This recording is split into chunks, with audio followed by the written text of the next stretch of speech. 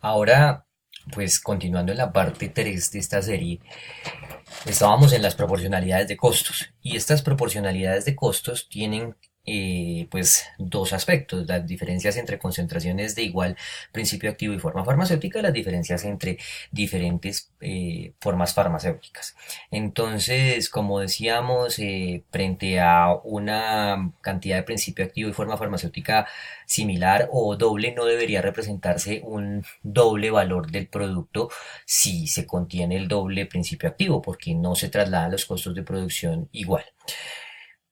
Con respecto a las diferencias entre formas farmacéuticas, pues la forma farmacéutica representa una diferenciación entre distintos productos, así que las formas farmacéuticas de liberación modificada, por ejemplo, tienen un costo mayor frente a las formas farmacéuticas de liberación convencional o las formas farmacéuticas convencionales, porque la forma farmacéutica de liberación modificada tiene un pro adicional y una tecnología adicional que la diferencia al respecto de la forma farmacéutica convencional. Sin embargo, esta forma no debería representar una subida en el precio enorme.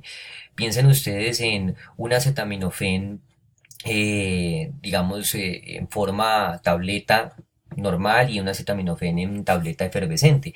Sabemos que la efervescencia le garantiza una mejor absorción a algunos principios activos, así que, por ejemplo, en este caso pues se podrá trasladar un costo adicional a esta forma que tuvo un diseño particular frente a las otras formas que pues no tienen otro diseño particular.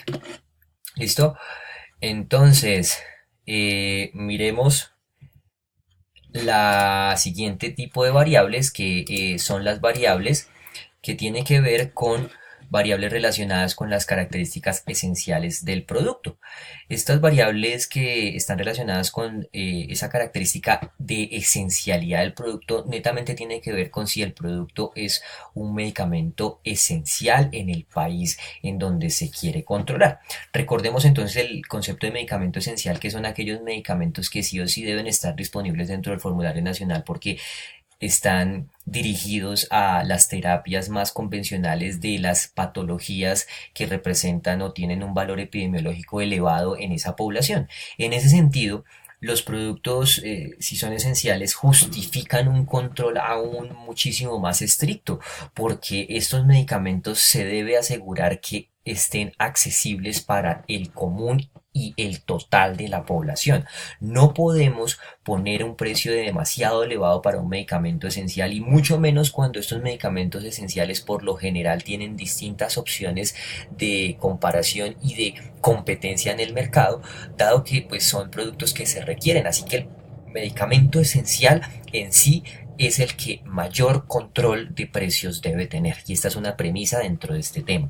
Por otro lado, el control pues tiene que ser menos estricto para aquellos medicamentos que no están dentro del formulario nacional o que no se consideran esenciales y están dentro de ese formulario nacional. Por supuesto, fíjense ustedes el caso del control de precios de productos como el ibuprofeno y el Voltaren, que pues es la marca del ibuprofeno aquí en Colombia. Pues el Voltaren evidentemente tiene un precio y un costo mucho más elevado, por razones que veremos más adelante, que el ibuprofeno genérico, y esto es porque el ibuprofeno genérico es un medicamento esencial. No quiere decir que el Voltaren pierda esa característica de esencialidad. Lo que pasa es que el Voltaren adquiere la característica marcaria que hablábamos también en el capítulo anterior. Entonces eso le aumenta el precio, pero el genérico, el medicamento que se convierte en sí esencial, sí debe estar sujeto a un control de precios bastante estricto.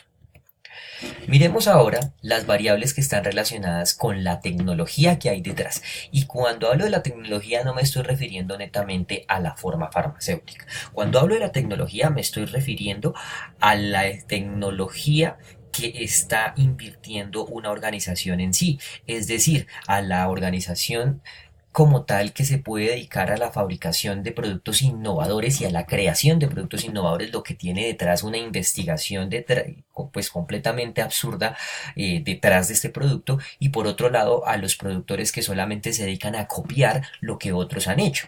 Por supuesto, el hecho de innovar y el hecho de investigar va a trasladar a los productos un costo muchísimo más elevado con respecto a los que solamente se dedican a copiar, que simplemente están tomando procesos productivos que ya se han creado y los están adaptando a su propio campo. Es así como se explica el ejemplo que estábamos hablando del Voltaren. El Voltaren seguramente, al haber sido innovador respecto a la cantidad de ibuprofeno diclofenaco que tiene, pues entonces nos garantizará y nos mostrará un mayor precio, dado que la tecnología y la inversión allí fue muchísimo más elevada que para el resto de competidores que están dedicándose a la copia como tal del producto. Las variables que están relacionadas con el tamaño de la empresa son el último de los focos de variables que queremos tocar. Y pues el tamaño de la empresa como tal viene estructurado con de dónde saca el dinero esta empresa, su capital. El capital puede ser de origen extranjero, nacional, o puede ser mixto, extranjero y nacional, o haber un régimen especial. Este apartado influye muchísimo, sobre todo con los aranceles e impuestos que van para cada una de estas empresas. Si es un capital extranjero, por supuesto que el apartado nacional, el acápite nacional, va a cobrarle ciertos aranceles, ciertos impuestos por entrada, por funcionamiento, que se van a ver traducidos y que se van a ver reflejados en el costo del producto. Si el producto es nacional, muchas veces incluso las legislaciones permiten una flexibilidad frente a aranceles, frente a impuestos, frente a estímulos a la fabricación nacional, que por el contrario estimularán a que el precio baje, a que el precio sea menor. En ese sentido, el tamaño de la empresa, el carácter de la empresa como tal, tiene una influencia directa en la determinación del precio de un producto. Entonces, con esto hemos visto todas las variables que pueden afectar como tal el control de precios de un producto. En ese sentido también, pues podemos pasar a hablar de la metodología de el control de precios. Esta metodología del control de precios vendrá dada, por supuesto, por la selección de las variables, que era lo que hablábamos en la parte pasada de esta sección de videos, la selección que vaya a hacer cada establecimiento y sobre todo cada país, cada ente territorial, respecto a qué variables va a escoger para controlar el precio de sus productos. Así cada país podrá definir una metodología distinta. No podemos hablar que hay una metodología estandarizada en el mundo para controlar el precio de un producto. Esa metodología de precios pues nos habla de los criterios para la fijación. Entonces, los criterios para la fijación de un precio van a venir dados por dos partes importantes: la economía libre y la economía regulada. Cuando hablamos de la economía libre, pues simplemente estamos dejando que la economía fluya, que no tenga ningún tipo de regulación, contrario a la economía regulada, que sí va a tener ciertos estándares de regulación. En el tema específico de precios, por supuesto, la economía libre deja al fabricante la libertad de imponer el precio tal cual él lo quiera. En el caso de la economía regulada, por supuesto, existen regulaciones, normas, parámetros que impone el Estado para que el fabricante determine el precio. Con estos criterios es que podemos hablar del sistema de control de precios, y el sistema de control de precios son modalidades que pueden existir para controlar los precios de los productos. Así tenemos cuatro modalidades a saber. La primera de ellas es el control directo. Ese control directo es el control más estricto, en donde el Estado como tal se asegura de controlar el precio del medicamento antes de que salga al mercado, evaluando, ya sea en el proceso de registro sanitario, ya sea frente a la autoridad sanitaria, ya sea frente a una autoridad comercial que le otorgue alguna licencia para poder comercializar. En ese punto, el Estado entra a controlar directamente el precio, pidiendo los sustentos necesarios, pidiendo los sustentos de los gastos operacionales, de los costos de producción, del raciocinio que hay detrás del cálculo de márgenes de utilidad para cada uno de los participantes de la estructura del control de precios. Así es que este control se convierte en el más estricto, y pues por supuesto, al ser el control más estricto, muchas veces va en contra de esos principios de libre mercado que tanto pues se discuten en la actualidad. El segundo sistema de control de precios es la libertad regulada.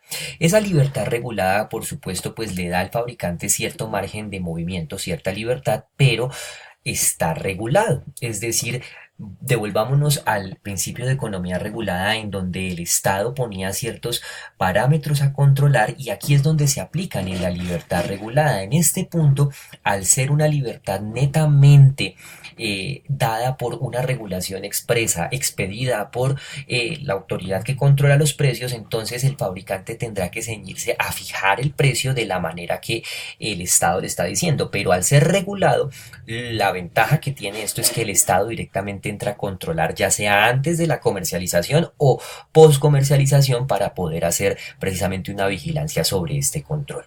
El tercer sistema es la libertad vigilada. La libertad vigilada por su parte pues es una libertad de nuevo dentro del marco de esa economía libre en donde el fabricante impone el precio, ¿sí?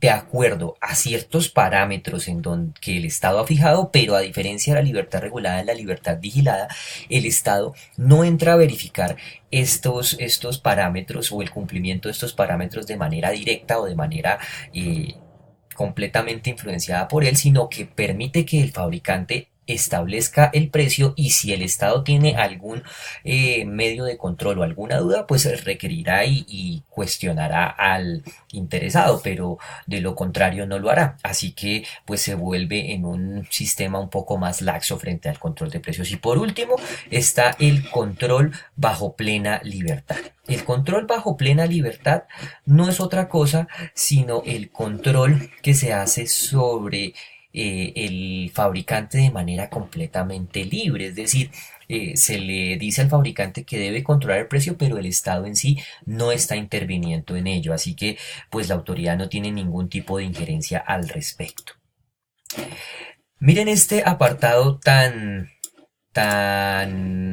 útil como entendimiento, y es que se pueden mezclar sistemas de control, o sea, puede haber un control directo para medicamentos esenciales y una libertad vigilada para los demás o una libertad regulada para los demás, o puede escogerse, por ejemplo, para los medicamentos de control especial un control directo dado que son de control especial y para medicamentos que afectan directamente la vida una libertad regulada y para el resto una libertad vigilada, o puede haber una libertad en general para todos, una libertad o un precio libre en general para todos y solamente regular con libertad vigilada algunos. Es decir, puede haber una mezcla de todos estos sistemas. Y por otro lado, miren que para determinar cuál sistema hay algunos criterios y realmente son dos: la esencialidad del producto, es decir, si el producto es esencial, y el grado de competencia que tenga el producto.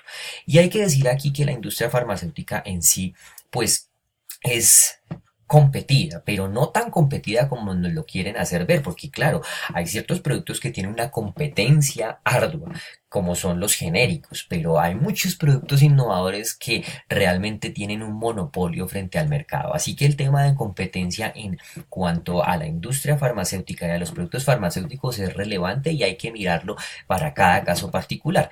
Así, si un producto, por ejemplo, tiene una competencia muy baja y resulta ser esencial dentro de la lista o el formulario nacional, por supuesto que tiene que tener un control directo. Pero si el producto es esencial, pero no tiene tanta competencia o tiene una competencia demasiado elevada, perdón, en ese punto, pues habrá una libertad regulada, por ejemplo. Así que habrá que entrar a verificar caso por caso a ver qué se tiene como establecimiento y cómo se puede determinar cuál sistema de regulación de precios pues se va a otorgar. En la siguiente parte continuamos con estos sistemas de control de precios.